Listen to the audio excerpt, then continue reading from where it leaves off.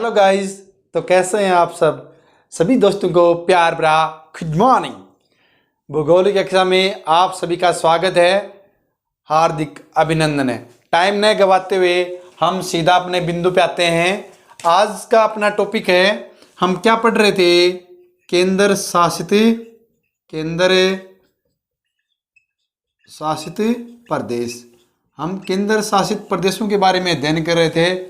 तो हमने आपने प्ले लिस्ट देखा हुआ, इसमें मैंने दिल्ली करवा दिया, जम्मू कश्मीर करवा दिया, लद्दाख करवा दिया और चंडीगढ़ करवा दिया। और इससे पिछली वीडियो में मैंने आपको किसके बारे में अध्ययन करवाया था, आप देख लीजिएगा। बहुत ही शानदार टॉपिक है, वो भी क्या है, पुडुचेरी। आज हम किसके बारे में अध्ययन करेंगे? ये लास्ट एंड फर्स्ट देखिए क्या है।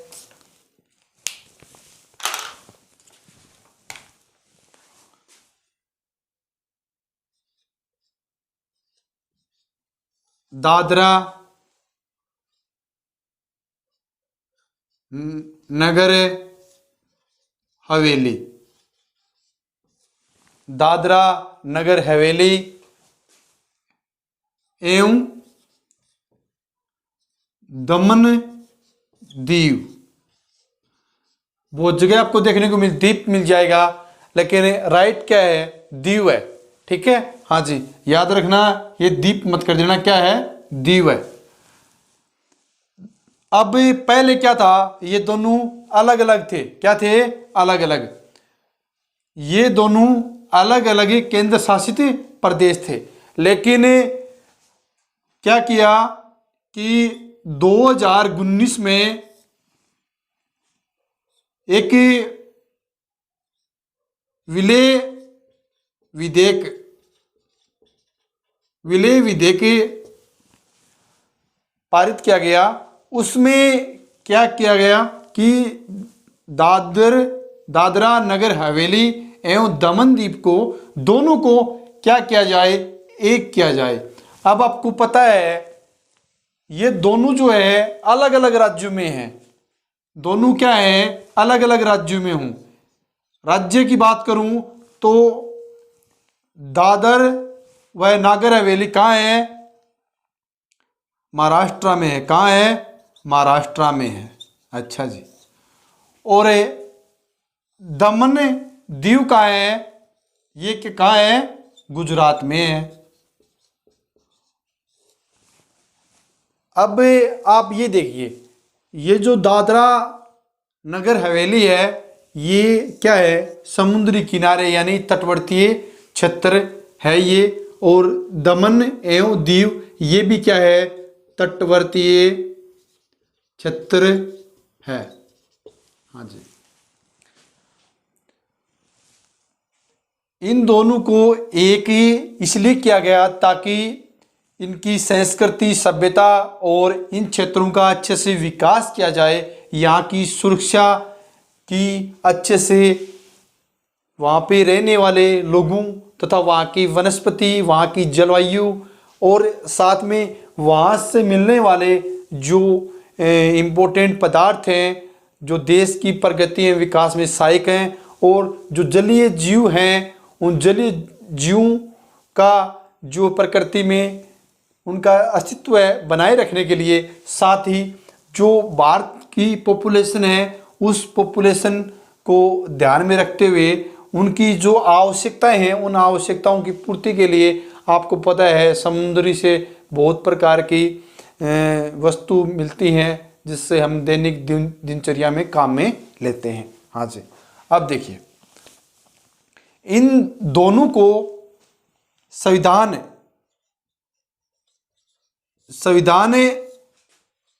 के अनुच्छेद कौन से के तहत, 3A के तहत इन दोनों क्षेत्रों को क्या कर दिया गया, एक कर दिया गया। अच्छा जी। कब किया गया वो देखिए, 26 जनवरी 2020 को जो है इन दोनों केंद्र शासित प्रदेशों को एक कर दिया गया। क्या कर दिया गया, 1।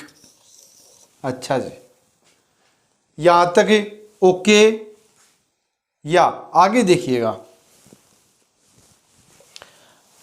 अब हम इसकी छोटी छोटी और मोटी मोटी और प्यारी प्यारी बातें देखेंगे। अब आपको कंफ्यूज नहीं होना है, एक बार मैप के अकॉर्डिंग आप देख लीजिएगा। जैसे ही मानचित्र की बारी आती है तो बच्चे कंफ्यूज हो जाते हैं। यहां देखिए, ऊपर क्या है, गुजरात है। क्या है, गुजरात। और यहां क्या है, महाराष्ट्र। क्या है, महाराष्ट्र। ठीक है, हाँ जी। गुजरात में मैंने क्या बताया, दमन दीव है वहां पे ऊपर। ठीक है, और महाराष्ट्र में क्या है, दादरा नगर हवेली। अच्छा, अब इसमें क्वेश्चन ये बनता है कि भारत के मानचित्र में दादरा नगर हवेली एवं दमन एवं दीव कहाँ है। तो आप क्या बताओगे, भारत के पश्चिमी छोर में, पश्चिमी छोर में। अब पश्चिमी छोर आता है, आपको पता है ये क्या है, मैप है।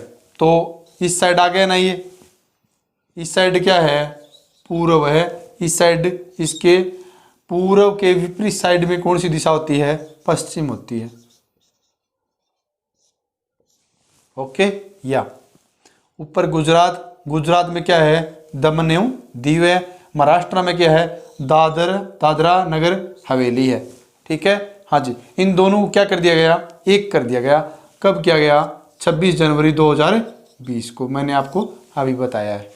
या अब देखिए आगे,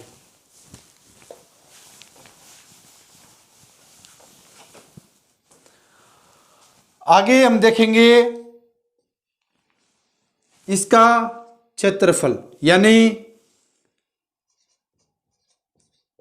दादरा नगर हवेली और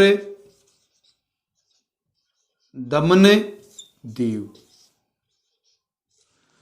दीव, पहली बात क्या है, क्षेत्रफल। इसका क्षेत्रफल कितना है।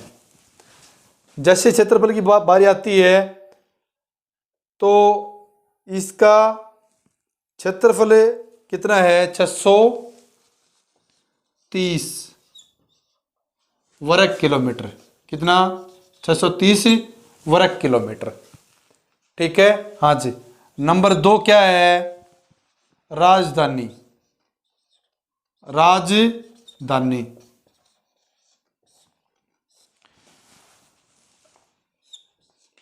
यहां लिख लो वर्तमान। वर्तमान राजधानी क्या है, दमन। और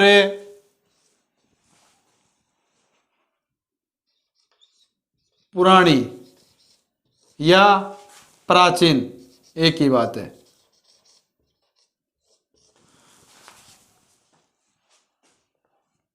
प्राचीन, इसकी राजधानी क्या है, सिलवासा। क्या है, सिलवासा। यहां तक ओके। या अब हमें इसका थोड़ा सा और विस्तार पढ़ लेते हैं। भाई क्षेत्रफल आ गया, राजधानी आ गई, नंबर 3 क्या है, भाषा। और भाषा के बिना तो मतलब ही नहीं है, क्योंकि भाषा आनी बहुत जरूरी है। पहला क्या है, तेलुगु। क्या, तेलुगु भी यहां बोली जाती है। दूसरा कोंकणी, कौन सी, कोंकणी भाषा। तीसरा हिंदी। और अंग्रेजी तो आपको पता ही है, हर जगह है। अच्छा जी, अब इसमें जिलों की बारी आती है तो इसमें मैं बात करना चाहूँगा दादरा का एक जिला, क्या जिला, और दमन एवं दीव में कितने हैं, 2 जिले। ओके, जिले कितने हो गए, जिलों की संख्या 3 हो गई। ठीक है, या अब चौथा इसमें बिंदु क्या है, न्यायालय। न्यायालय कौन सा, उच्च न्यायालय। इसका उच्च न्यायालय कहाँ है, मुंबई। कहाँ, मुंबई। इसका उच्च न्यायालय जो है वो मुंबई में है। पहले क्या था, बंबई था, बंबई से क्या कर दिया, मुंबई कर दिया। ठीक है, हाँ जी। अब आगे देखिएगा,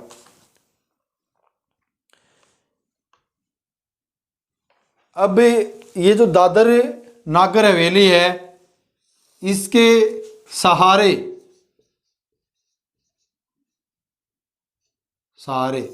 इसके सहारे यानी ये जो दादर नागर हवेली है, इसके पूर्वी छोर में कौन सी पहाड़ी है, सह्याद्री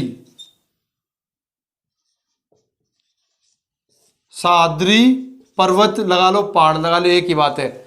आपसे पूछ लेगा दादरा नगर हवेली के पूर्वी छोर में कौन सी पहाड़ी है, सह्याद्री पहाड़ी। ये भी जिक्के के अंतर्गत शामिल होता है, बहुत इंपॉर्टेंट है। और भाषा मैंने बता दी, क्षेत्रफल बताई दी आपको, राजधानी बताई दी मैंने आपको, और इसमें भाषा हो गया, और न्यायालय कहाँ हो गया, मुंबई हो गया। अब देखिए इसमें पाई जाने वाली जनजातियां, क्योंकि आपको पता है ये जो समुद्री किनारे हैं तो इस साइड में वन वगैरह वगैरह हैं, और वन वगैरह वगैरह होने की वजह से यहाँ पे जो है जनजातियां निवास करती हैं। देखिएगा, दादरा नगर हवेली, ये जो दादरा नगर हवेली है, इसमें जो है 8 जनजातियां निवास करती हैं। जनजातियां अपनी कॉपी में साथ में आप नोट करते रहो। जिसमें पहला नंबर किसका है, कोंकण का। किसका, कोंकण का। ठीक है, दूसरा नंबर किसका है, वर्ली का। तीसरा नंबर किसका है, कोली का,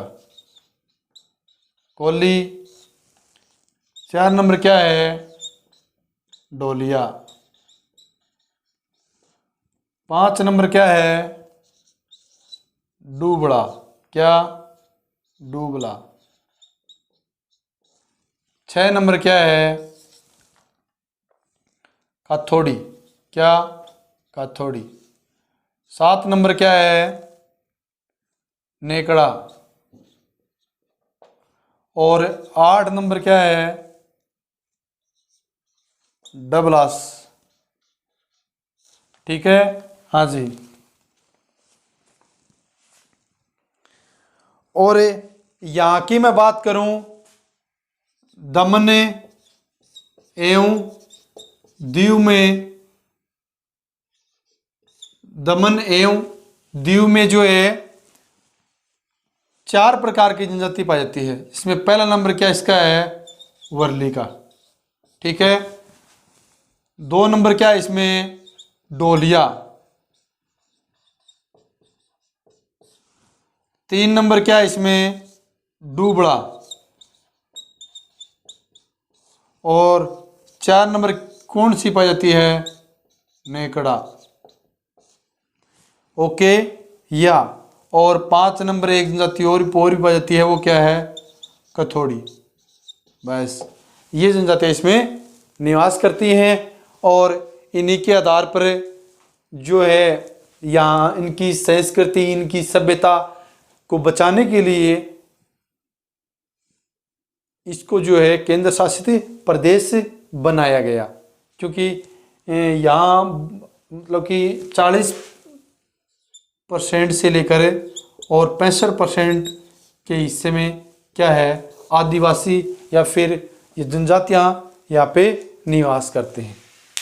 ओके, ये जनजातियाँ निवास करने की वजह से यहाँ की संस्कृति, सभ्यता, इनका आचरण और इनका जो रहन सहन से संबंधित जो हमारे प्राचीन काल से जो हमारी सभ्यताएं चलती आ रही हैं, उन सभ्यताओं को बचाने के लिए, हिंदुस्तान की संस्कृति को बचाने के लिए, मानव के विकास के लिए, मानव के विकास के साथ उसके उत्थान के लिए ये एक प्रेरणा के स्रोत हैं। इसलिए जो है इसको केंद्र शासित प्रदेश बनाया गया, और केंद्र शासित प्रदेश बनाने का उद्देश्य एक विशेष उद्देश्य होता है, और उसी विशेष उद्देश्य की वजह से उसको केंद्र शासित प्रदेश बनाया जाता है, और उस केंद्र शासित प्रदेश का अच्छे से ध्यान रखा भी जाता है, और वहाँ उस क्षेत्र को विशेष प्रकार का दर्जा भी दिया जाता है, जिसके तहत उस क्षेत्र का अलग से विकास हो सके।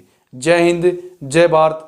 जो बंदे नए आए हैं चैनल पे, वो चैनल को लाइक करें, सब्सक्राइब करें, शेयर करें, और अपने फ्रेंड सर्कल में जितने भी बंदे हैं उनके पास अगर ये टॉपिक उनको आता है तो अच्छी बात है, नहीं आता है तो उनके पास शेयर करें, ताकि इस टॉपिक से संबंधित आपके एग्जाम में किसी भी प्रकार का कोई भी क्वेश्चन आए तो उसको आप क्लियर कर सको। जय हिंद, जय भारत।